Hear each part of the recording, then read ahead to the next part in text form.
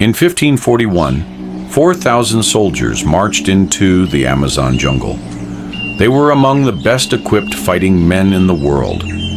Veterans of the Spanish conquest, hardened by wars across Mexico and Peru. They carried crossbows and steel armor and enough provisions to last a year. Their commander was Gonzalo Pizarro, brother of the man who had just destroyed the Inca Empire and seized the greatest treasure hoard in history. 2 years later, 80 men stumbled out of that jungle. They were barefoot. Their armor was gone. Their skin was covered in insect bites, open wounds, and the yellow tinge of fever. Of the hundreds of horses they had brought, every single one was dead. Of the thousands of indigenous guides and porters forced to march with them, almost none survived. 4,000 men went in, 80 came out. And Gonzalo Pizarro reported one thing above everything else. He had found nothing. No city, no gold, no El Dorado.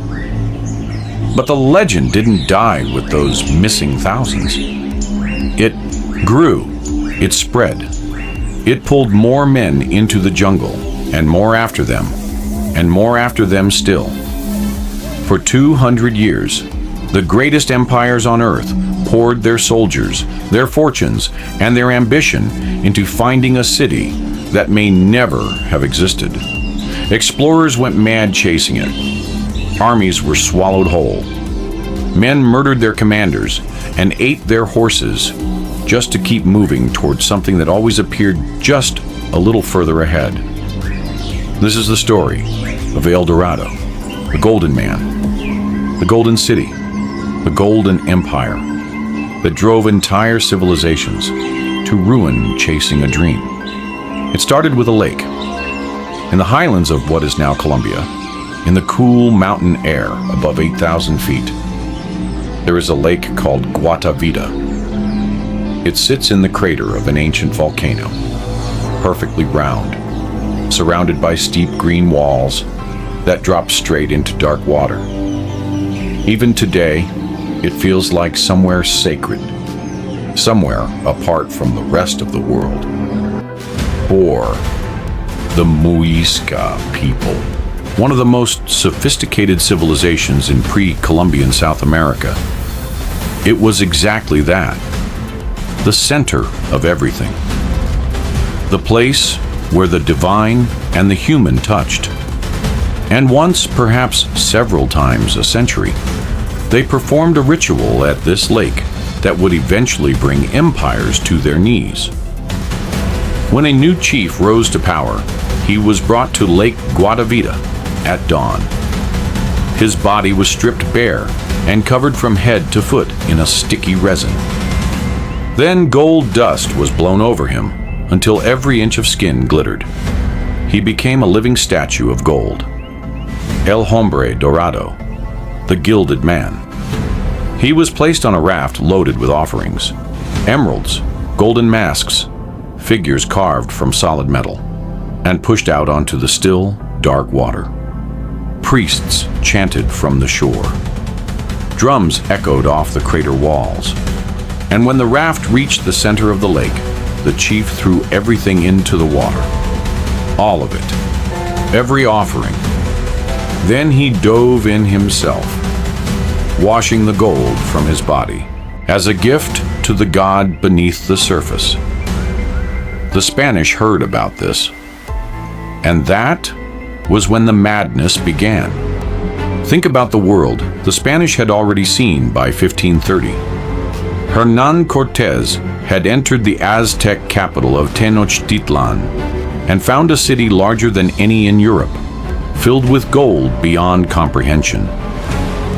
Francisco Pizarro had captured the Inca emperor Atahualpa and received, as ransom, a room filled with gold 17 feet high, still the largest ransom in history. 2 civilizations, 2 unimaginable treasures, both found within a decade of each other. If those were real, why wouldn't there be more? The rumors moved through the Spanish colonies like fire through dry grass. there was another civilization, richer than the Aztecs, richer than the Incas. A king so wealthy he bathed in gold every single day. A city where the streets were paved with it, where temples were covered floor to ceiling, where ordinary citizens wore it like cloth. The Spanish called it El Dorado, the Golden One. And they began to look. The first serious expedition set out in 1537. A German conquistador named Nicolas Federmann pushed south from Venezuela with several hundred men, following fragments of indigenous testimony that kept pointing further into the interior. He found nothing except mountains, disease, and starvation. He turned back 3 years later, more dead than alive. At the same time, a Spanish lawyer named Gonzalo Jimenez de Quesada led 800 men inland from the Colombian coast. He lost more than half of them to fever, starvation, and drowning in flooded rivers before he even reached the highlands. When he finally arrived in Muisca territory, he found gold, real gold, traded in markets, worn as jewelry, treated as ordinary. And he found stories, always stories. The great wealth, the Golden King, always just a little further, always past the next mountain range. He conquered the Muisca. He took their gold. But it wasn't enough. It was never enough. Because what the Spanish had actually found was the source of the legend, not the legend itself. The Muisca were the people who performed the ritual at Lake Guadavita. They were the origin. But by the time the Spanish understood that, the legend had already escaped. It had taken on a life entirely its own. Each expedition that failed didn't kill the idea. It changed it. Survivors returned to the coast with a new version of the story. The city was further east or south, or hidden beyond an impossible mountain range. The legend mutated to stay one step ahead of everyone chasing it. And this, in some ways, was deliberate. Indigenous guides, many of them captured and forced to lead Spanish columns, learned very quickly that the safest thing they could do was keep the Spaniards moving. A guide who said there is no golden city might be killed on the spot. A guide who said yes, it is 3 more days' march across that river into those mountains, bought 3 more days of life, and then another 3, and another. The Spanish were not moving toward El Dorado. They were being kept in perpetual motion by people trying to survive them. But the conquistadors didn't know that, or perhaps they didn't want to know. The dream was too powerful. The precedent of the Aztecs and the Incas was too real. And so, in 1541, the biggest gamble yet began. Gonzalo Pizarro assembled the largest, best-equipped expedition in the history of the search. 4,000 soldiers and indigenous conscripts, nearly 200 horses, packs of hunting dogs. He was joined by Francisco de Orellana, one of the most experienced navigators in the New World. Together, they marched east from Quito into the Amazon basin. What happened next was one of the most catastrophic military disasters in the history of exploration. The jungle destroyed them, not in battle, not in any dramatic confrontation. The Amazon simply absorbed 4,000 men and began killing them one by one with methodical patience. The terrain was impassable. Rivers rose without warning, cutting off supply lines, drowning horses, washing away provisions. Disease came next: dysentery, malaria, infections that turned into open wounds and then gangrene. The food ran out faster than anyone had calculated, because the jungle offered almost nothing edible to men who didn't know how to read it. They ate their horses, then their dogs. Then they boiled their leather belts and boot straps into something vaguely resembling food. And still, Gonzalo Pizarro pushed forward, because the guides kept saying it was close. The gold was just ahead. Orellana eventually broke away with a small group, claiming he was going ahead to find food and send it back. He never returned. Instead, he built a small boat, followed the Amazon River all the way to its mouth on the Atlantic coast, the first European to travel the full length of the Amazon, and sailed to safety. Was it desertion? Survival? Orellana always insisted he couldn't fight the current to return. Pizarro, who survived to make it back, called it betrayal. When Pizarro finally turned around and emerged from the jungle with his 80 remaining men, they were changed. The accounts described men who could barely walk, who had forgotten what it felt like to be clean or safe. Men who had watched friends die slowly, buried in the mud of a jungle that simply didn't care. You might expect that story to end the search, that it would serve as a warning. 4,000 men in, 80 out. Instead, it made the legend stronger. Because Pizarro hadn't found El Dorado, but he also hadn't disproved it. He had simply looked in the wrong place. The city was real. It had to be. The next expedition would find it. But that wasn't the worst part. The next expedition was led by a man named Philipp von Hutten, a German nobleman, wealthy, absolutely convinced the city existed. He left Venezuela in 1541 with several hundred men and pushed deep into the interior. 4 years later, he returned with a story that electrified everyone who heard it. He had seen it. He had almost reached it. A great city, he claimed, larger than any European capital. He had glimpsed it from a ridge, from a distance, before his weakened men were driven back by defenders, more organized than any indigenous force he had encountered. He described the architecture, the scale of it. He had been so close. Was he telling the truth? Was he hallucinating from fever? Was he constructing a story that would fund a second expedition? We will never know. Because before Hutten could return, he was murdered by a rival conquistador who didn't want to share the glory. But his story, the near miss, the city seen from a ridge, was almost worse than no story at all. It confirmed the city was there, didn't it? Just further, just past the next obstacle. The expeditions kept coming, each one driven by the failures of the one before it. In 1560, a Spanish nobleman named Pedro de Ursua led an enormous force down from Peru into the Amazon. The expedition collapsed almost immediately into mutiny, treachery, and massacre. His second in command, a Basque soldier named Lope de Aguirre, murdered Ursua, declared himself king of a rebel empire, and then led his terrified men on a months-long spiral of violence and paranoia through the jungle, killing anyone who seemed likely to betray him.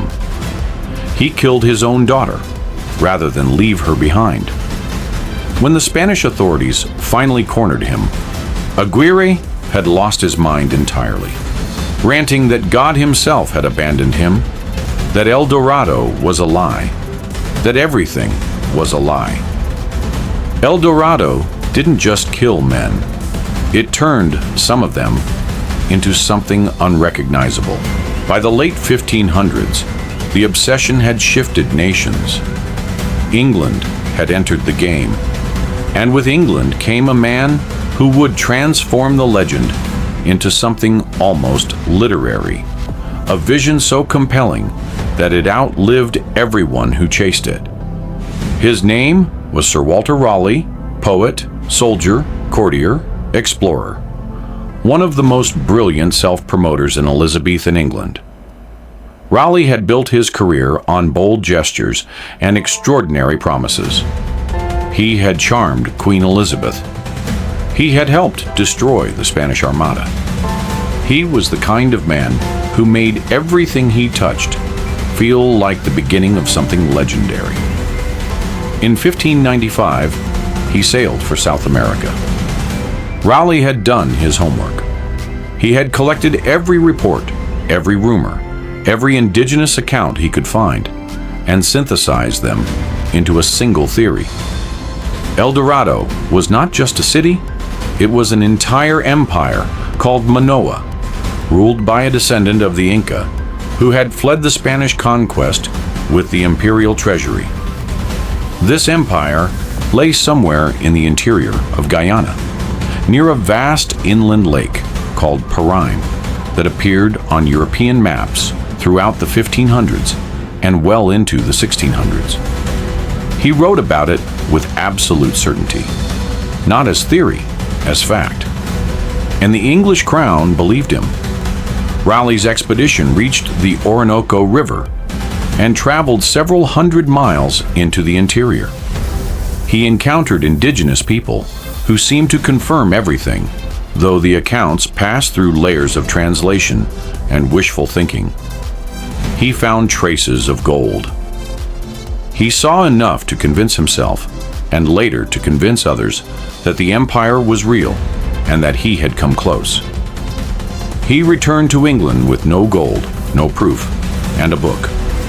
The discovery of the large, rich, and beautiful empire of Guyana. It described El Dorado with such specificity, such vivid confidence, that it reads almost as a first-hand account of a place he had actually entered, the Lake Parime, the city of Manoa, the streets, the temples, the scale of wealth beyond anything Europe had imagined. None of it had been seen. But Raleigh wrote it like it had. He tried again in 1617. He was 63 years old by then, a man who had spent years imprisoned in the Tower of London on unrelated charges, released specifically to lead another El Dorado expedition. His son Walter accompanied him. The expedition failed almost immediately. Raleigh fell ill and never left the coast. His men pushed upriver and found nothing. And then they attacked a Spanish settlement, strictly forbidden under the terms of their royal commission. When Raleigh returned to England, empty-handed and in breach of his agreement, King James I had him executed. He went to the scaffold with the same composure he had always projected, running his thumb across the blade of the axe and reportedly saying, "This is a sharp medicine, but it is a physician for all diseases." El Dorado had cost him everything. Meanwhile, something had happened in South America that should have ended the entire legend. Lake Guatavita. In 1580, a merchant named Antonio de Sepulveda organized an operation to drain it. He used 10,000 indigenous laborers working in rotating shifts to cut a notch in the crater wall and lower the water level by hand. It took years. It cost lives. The lake level dropped roughly 60 feet before the sides of the notch collapsed and the project stopped. But in those 60 feet of exposed lake bed, they found gold, emeralds, golden offerings, just as the legend had described. Not a fortune, not the ocean of wealth everyone had imagined, but real physical confirmation that the ritual had happened. It should have clarified everything. El Dorado was a ceremony, not a city. The gold was at the bottom of a specific lake in Colombia. The myth was answered. Instead, it made the obsession worse. Because if the ritual was real, if the lake actually contained gold, then maybe the city was real too? Maybe there was more. Maybe the real treasure was still out there, still waiting. The lake was drained again in 1898, this time with modern engineering equipment. They found enough gold artifacts to fill a small museum, but not the ocean of wealth everyone had imagined. It didn't matter. El Dorado survived every rational explanation, every failed expedition, every piece of contradicting evidence. Some legends don't need evidence. They need desire. So what was El Dorado? The truth, as best as historians can reconstruct it, is that it was several different things simultaneously. And the distance between those things is the distance between reality and obsession. It started as a ritual. The Gilded Man of Lake Guatavita was real. The ceremony was documented by multiple Spanish observers who interviewed Muisca people in the years immediately after the conquest. The gold was real. The lake received offerings. That part was never myth. It was history. But history doesn't stay still when it passes through enough hands. By the time the story had traveled from Colombia, through Venezuela, and across the Caribbean to Spain, and then back again through ports and taverns and colonial offices, the Gilded Man had become a gilded king. The king had become a golden city. The city had become a golden empire. Each retelling added something. Each translation lost precision. Each desperate explorer added the details that kept hope alive. And underneath all of it was a psychology that is genuinely difficult to understand from the outside. Because the precedent was real. That's the part that always gets lost. El Dorado wasn't a fantasy invented from nothing.